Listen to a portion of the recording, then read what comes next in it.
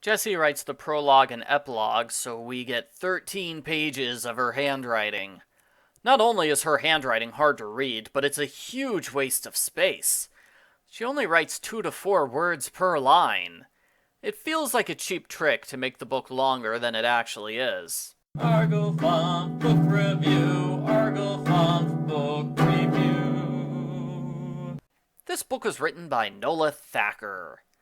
Stacey and Claudia go to New York City, which is so incredibly crowded that you have to hold onto the jacket of the person in front of you, or else you'll be separated forever.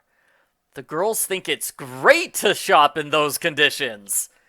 It sounds pretty terrible to me. The Hsu family is robbed.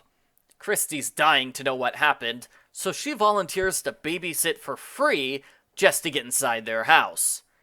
I might even say she's more desperate to get inside their house than the culprit was. She sees the entire house has been ransacked. The culprit spray-painted the word naughty on the mirror. In the third storyline, Mallory's family is helping with the Christmas pageant at their unspecified church. On the way home, Mallory and Jessie find a pregnant woman in a graveyard. The woman can't remember who she is, and she has no ID. The ending will explain that she lost her memory after someone knocked her out and stole her purse. It's never explained why there was a purse snatcher lying in wait at a church's graveyard when the church was packed with people. It's also not explained why the woman was visiting a graveyard in a state on the other side of the country. Most people don't do that. Stacey's boyfriend Ethan is acting pretty weird. He refuses to let Stacey see inside his room, and he stares at her when he thinks she's not looking. It's creepy. Also, Ethan has never been to Stacey's apartment before, but he's on a first-name basis with Carl, the doorman. How does he know Carl? Stacey could easily solve all of her boyfriend mysteries by talking to Ethan, but she doesn't. The woman with amnesia is named Mary Doe. She has a very unique wedding ring. Somehow that doesn't help anyone identify her. Abby and her friends celebrate Hanukkah when the Papadakis house is robbed. The babysitters offer to help watch the kids, even though the Papadakis obviously do not need 6 babysitters for their 3 kids. Just like the other robbery, the culprit trashed the house and spray-painted the word naughty on the wall. The culprit leaves behind some clues as to their job. That is, they use a rake and they have dirt on their boots. They also take great care not to disturb plants. Can you guess what job the culprit has? I'm not sure why the culprit brought their work things with them when robbing houses. Maybe they wanted to make the mystery easier for Kristy to solve. Kristy needs all the help she can get with this mystery. She finds a note in her mailbox that reads, "Nice," in big letters cut out of magazines. That should raise a big red flag for her, right? Nope. Kristy is not smart enough to realize the note is from the culprit, so she gets rid of it. Bad things start happening to Stacey. She feels like she's being watched all the time. Someone splashes red paint on her elevator and hallway. They leave a threatening note and a jack-in-the-box which has Stacey's face. When Ethan arrives at the apartment building, a slender girl says hi to him. The book spends 8 paragraphs describing this interaction, so you know she will be important. Ethan knows who the culprit is, but he lies and says, it's probably a ghost. Yeah, maybe there's a graveyard under the building and now it's haunted. That's not helpful, Ethan. Kids are wild at pageant rehearsal, and Mallory's mother donates clothes for Mary Doe. This gives Mallory a chance to see the clothes that Mary was wearing when she lost her memory. The tags say they're from a maternity shop in California. I wonder how the police overlooked that. The culprit breaks into Abby's house and sets off the alarm. The weird part is that the culprit doesn't break into the house to rob it, like the other houses. The culprit breaks into the house to leave a note that says, "Nice." Why did the culprit leave the note in the mailbox like they did at Kristy's house? It makes no sense for the culprit to attack someone they like, except for the fact that it makes the book more dramatic. Abby and Kristy have a casual conversation about their gardener, Mr. Nixon. Both of the naughty houses fired Mr. Nixon and replaced him with Gabby's greenhouse. The girls wonder if they should switch gardeners too, since everyone else in the neighborhood's doing it. If Kristy from Book 11 heard this conversation, she would hate herself for becoming a rich snob. Stacey and Claudia continue to fall victim to cruel events.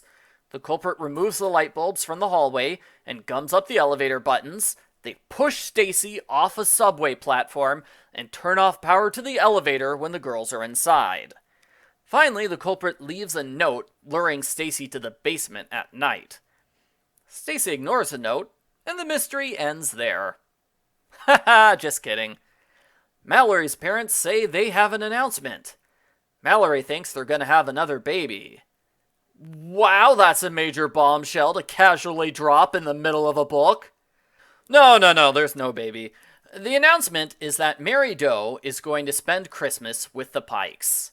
Mallory contacts the maternity store in California and asks if they can help identify Mary Doe. They promise to get a list of everyone who bought Mary's sweater in the past 4 months.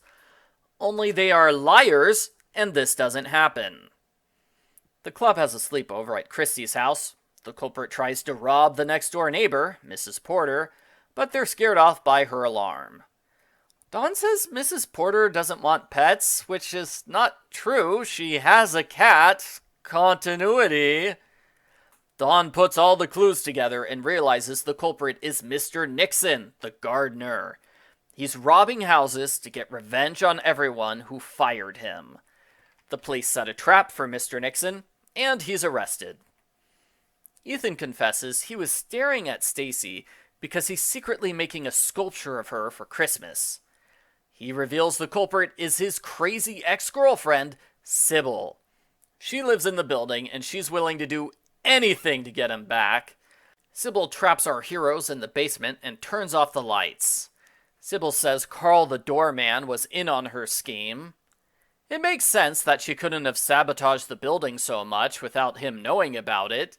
But still, you'd think Carl would realize these aren't harmless pranks after the 3rd time Stacey complained to him she's been targeted by an unknown villain.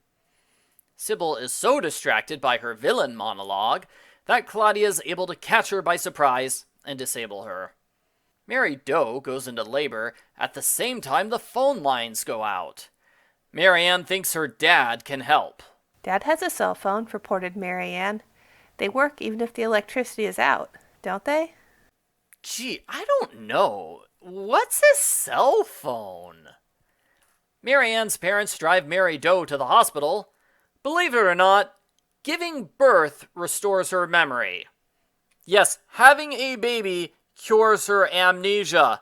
This reminds me of Nancy Drew Files number 3, where an avalanche cures amnesia. It's ridiculous. While Mary's gone, Mallory figures out who she is by contacting the jewelers that are near the maternity store. One of them recognizes the ring. It turns out Mary Doe is Lisa Papadimitriou. Her husband's in Australia on a business trip, and she was on the East Coast visiting relatives. That's why nobody recognized her or reported her as missing. I have no idea why Lisa and her husband both took long trips during the last month of her pregnancy. That's generally a bad idea. The end. Post-book follow-up. I like this book. It was well organized with 3 distinct stories. The narrators overlapped in a way that made sense. It's so much better than the previous Super Special, which had 10 unrelated stories with almost no overlap. The book also did a good job of balancing the stories. It felt like they all got the time they needed without anything being dragged out or ignored. Well, except for the one chapter of Mallory calling the clothing store, only to get no follow-up to it. The robbery at Mrs. Porter's house was also unnecessary. There weren't any new clues uncovered in that chapter. The babysitters could have solved the mystery without it. and I'm sure many readers did, the mystery was a bit too easy to solve. The conversation about the gardener and the appearance of Sybil are treated as casual events, but they're given so much emphasis that genre-savvy readers could tell these two are the culprits. Now, if a clue had been slipped into one of the pageant scenes, I would have missed it because I didn't pay much attention to them. I was a touch surprised that this book had a pageant, because the series usually ignores any religious aspects to Christmas. The book only gives bits and pieces of the Christmas story, though. It doesn't get a full chapter of explanation like Hanukkah does. Stacey's story is mostly a series of scary events. The book does a good job of making Ethan seem creepy. He could be the culprit just based on how creepy he is. Since he's so creepy to Stacey, I get the sense he'd be a better boyfriend for Claudia. They both talk about art and visit art galleries non-stop. It's like they have more in common than Stacey and Ethan do. There's almost no babysitting in this book.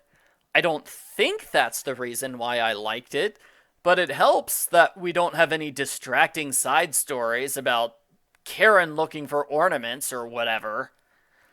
Overall, I thought it was good. I wish all the BSC super specials had plots as well done as this one.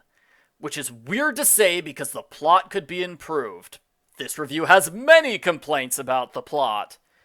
Still, the plot structure is good. Woohoo! Plot structure! The book is fantastic compared to the usual super special fare. The mysteries work, and there's a good amount of scary stuff. I give Babysitter's Club Super Mystery number 4, Babysitter's Christmas Chiller, an 8 out of 10.